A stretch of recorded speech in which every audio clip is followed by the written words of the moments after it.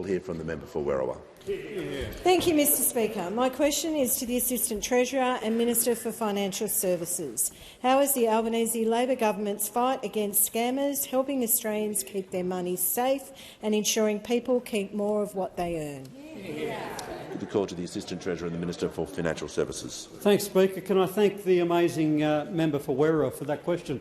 Can I also thank her for organising and inviting me to a great gathering at the Liverpool Catholic Club last week to discuss this very issue. In fact, it came the day after the member for Newcastle invited me to attend a gathering at the South Merewether to inform her constituents about these important consumer issues. And it is worth advising the House that it's now 297 days since the Coalition has had a Consumer Affairs spokesperson.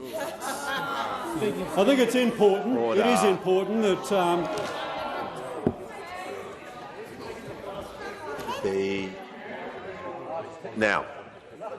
Order. The member for Wannon will state his point of order, not just give a statement. Speaker, its relevance. There was nothing about us asked for in that question. It Really wasn't. The question was about how is the government fighting against scammers, helping to keep Australians safe and keep more of what they earn. So, whilst the minister can explain the reasoning behind that, it is not within the standing orders for him to do a compare and contrast within this question.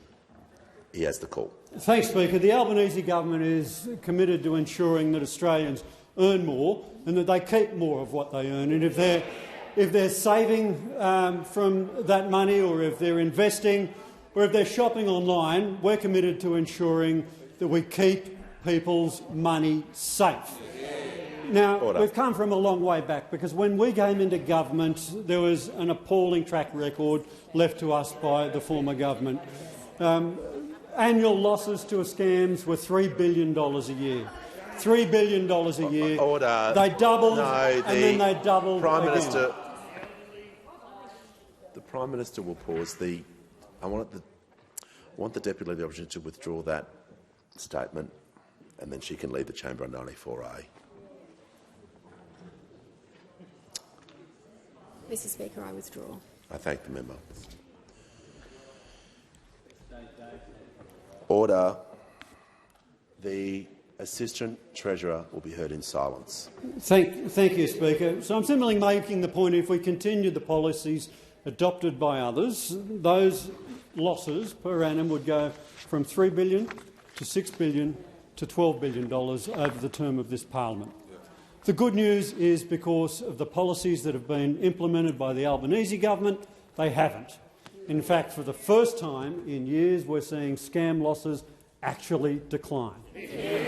And they've declined because we have put in place a range of measures, including standing up the world's first national anti-scam centre, which is taking the fight up to scammers, because you can't keep people safe unless you're keeping their money safe, and we're dedicated to ensuring we're keeping people's money safe. We've stood up the National Anti-Scam Centre. We've got the Australian Securities and Investment Commission pulling down fake websites, over 4,000 already. My friend the Minister for Communications is working with the telecommunications companies to ensure that they're blocking more and more, and in fact millions of those menacing SMS messages. More work to come. Of course, it's not game over. We've got to continue taking the fight up to the scammers. It's why, Mr Speaker, this year we'll be implementing tough new codes of practice. And those codes of practice will put obligations on banks, on social media companies, on telecommunications companies, to ensure we are doing more and more and more to keep people's money safe. We will not adopt the same policies of those opposite, which saw scam losses double and then double and then double again.